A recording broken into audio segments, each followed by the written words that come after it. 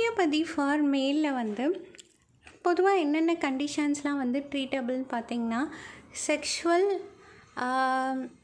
Intercourse related வரக்கூடிய எராக்ஷன், ejaculation, காய்டஸ் related problem.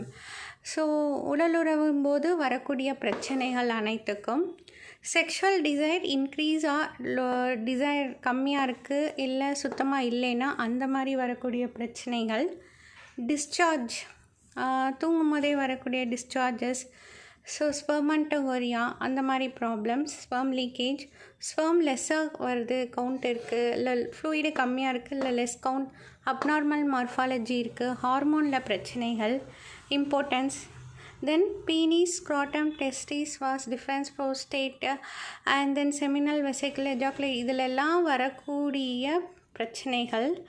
ப்ரோஸ்டேட்டில் மட்டும் பினைன் prostate ஹைப்பர்ப்ளாசியம் இதிலெல்லாம் வரக்கூடிய இன்ஃபெக்ஷன், இன்ஃபெக்ஷனில் வந்து sexually transmitted infection, skin disease, eczema வரலாம்.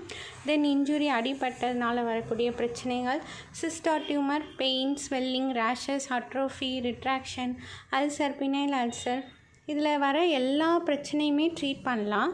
தென் எக்ஸப்ட் கன்ஜெனிட்டலாக இருந்துச்சுன்னா கொஞ்சம் கஷ்டம். தென் அன்டிசெண்டட் டெஸ்டிஸ் இல்லை உறுப்பை சரியாக ஃபார்ம் ஆகாமல் இருந்துச்சுன்னா அந்த மாதிரி கண்டிஷன்ஸ்லாம் வந்து கொஞ்சம் கஷ்டம் ட்ரீட்டபிள் வந்துட்டு ஹோமியோபதியில்.